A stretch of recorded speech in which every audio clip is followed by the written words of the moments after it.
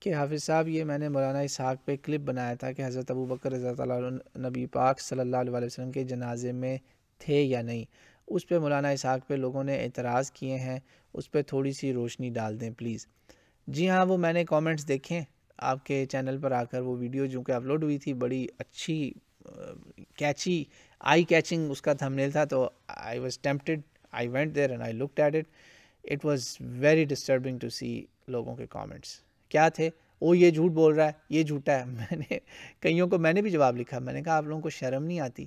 بجائے اس کے کہ اس ایویڈنس کا جواب دو، کوئی ایویڈنس ٹھیک نہیں ہے، یا ہماری فلاں کتاب میں یہ بھی لکھا ہوا ہے، یا اصول کافی سے بھی اوپر کی کوئی کافی چیز ہے، بہت کافی شافی ہے وہ، وہاں لکھا ہوا ہے۔ یار ایسے کرو، تم علمی طریقے سے کرو، تمہیں شرم نہیں آتی تم لوگوں کو؟ اچھا، وہاں ایک اور بھی شہزادہ آیا، مجاہد، ایک اور مجاہد آیا، مجاہد not in the real sense, بے شرم یعنی کہ باغی مجاہد، وہ آیا، اس نے آتی کہا او یہ بندہ تو رافضی ہے۔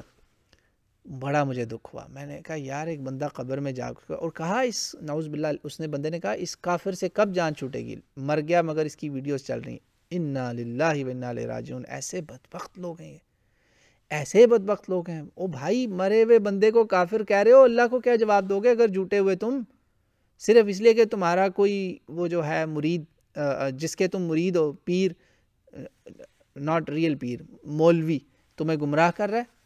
استغفر اللہ، اللہ سے ڈر جاؤ، نہ ایسے کسی کی تکفیر کرو۔ یہ خارجی ہیں جو لوگوں کی تکفیر کرتے ہیں، اللہ سے ڈرو، نہ تکفیر کرو کلمہ گو لوگوں کی، خاص طور پہ جو اس دنیا سے جا چکے ہیں۔ تمہیں اب یاد آیا ان کی تکفیر کرنا؟ یہ ویڈیوز تو انٹرنیٹ پہ 15-20 سال سے ہیں، شرم نہیں آئی تم لوگوں کو؟ اچھا، وہ جس نے کہا نا جی یہ رافضی ہے، یہ شیعہ ہے، میں نے کہا یار کتنا مظلوم ہے بیچارہ مولانا اسحاق رحمۃ اللہ علیہ، کتنے مظلوم۔ سنی گالی دے رہا ہے شیعہ کہہ کر، شیعہ جھوٹا کہہ رہا ہے صرف اس لیے کہ اس نے حق بیان کر دیا اور کہا جی ابو بکر وہاں تھے۔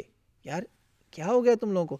اگر ابو بکر وہاں تھے تو کیا ابو بکر رضی اللہ تعالیٰ عنہ کے وہاں ہونے سے مولا علی کی شان گر جاتی ہے؟ بتاؤ تم، پتہ یہ چلا کہ تم کسی اور کے ہاتھوں میں کھلونا بنے ہوئے ہو۔ نہ ایسے کرو، نہ کھلونا بنو، مٹ جاؤ گے ہندوستان والو، داستان تک نہ ہوگی تمہاری داستانوں میں۔ نہ لڑو آپس میں، بھائی بھائی بن جاؤ۔ انہوں نے آپ کی کتاب سے اس لیے حوالہ دیا کہ آپ میں اندر بھی یہ جو زہر بھرا ہوا ہے۔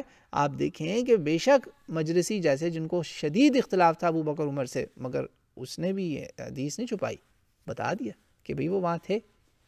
اب کیا کریں؟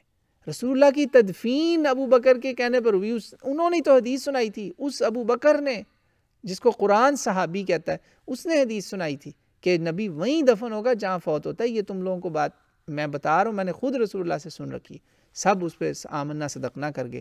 بتاؤ آپ ان کو کہیں لندن بھیجے بیٹھے ہوئے تھے یا یورپ میں؟ پتہ نہیں کیا یار، اللہ ان لوگوں کو ہدایت دے۔